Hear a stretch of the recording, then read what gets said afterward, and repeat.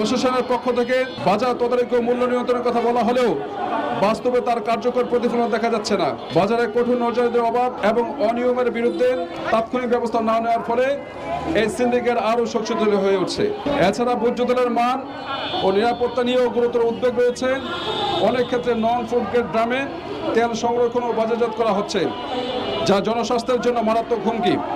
এসব ড্রামে পূর্বে ব্যবহৃত রাসায়নিকের অবশিষ্ট তেলের সঙ্গে মিশে গিয়ে দীর্ঘমেয়াদী ক্যান্সার, লিভার, কিডনি রোগ সহ নানা জটিল রোগের ঝুঁকি বাড়াতে পারে।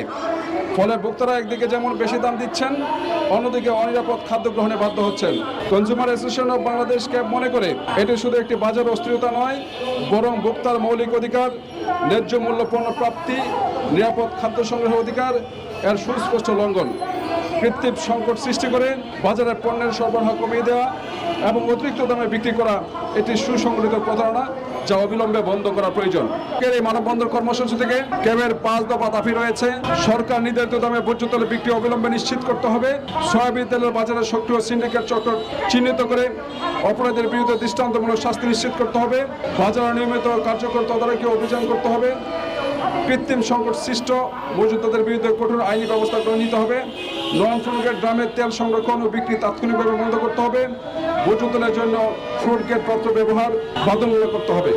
অসাধু ব্যবসায়ীদের কারসাজিতে ভোজ্য তেল বাজার থেকে উধাও। আপনারা জানেন, যখন কোনো ঈদ আমাদের সামনে আসে, বিশেষ করে রমজান ঈদ, এটাকে কেন্দ্র করেই আমরা দেখতে পেয়েছি যে ভোজ্য তেল নিয়ে যারা ব্যবসা করেন, শুধু ভোজ্য তেল নয়, যে কোনো পণ্যকে নিয়ে যারা ব্যবসা করছেন, তারা ঈদটাকে কেন্দ্র করেই বিভিন্ন রকমভাবে তারা এই দ্রব্যগুলোকে মজুত করে একটা সংকট সৃষ্টি করে দ্রব্যগুলোর দাম বাড়িয়ে দেয়, যার ফলশ্রুতিতে আমরা যারা সাধারণ ভোক্তা তারা কিন্তু উচ্চ মূল্যেই আমাদের দ্রব্য কিনতে হয়। এবং এই সিন্ডিকেট চক্র শুধু এই নতুন করে নয়, বছরের পর বছর তারা কিন্তু একইভাবে তাদের এই কর্মকাণ্ড পরিচালনা করে যাচ্ছে। বাজার সিন্ডিকেটের কথা 48 বছর ধরে এই ক্যাব কিন্তু তারা এই রাজপথ থেকে বলে যাচ্ছে, বিভিন্ন সেমিনার করে বলছে, গবেষণার মাধ্যমে তারা কিন্তু এই সমস্ত বিষয়গুলো যারা সংশ্লিষ্ট মহল রয়েছে তাদেরকে জানানো রয়েছে। আমরা বিগত সরকার বলেন, এর আগের সরকার বলেন এবং বর্তমান সরকার বলেন, প্রত্যেকের কাছেই আমরা সুস্পষ্টভাবে তাদেরকে বলেছি যে বাজার সিন্ডিকেটকে যে কোনোভাবে প্রতিহত করতে হবে।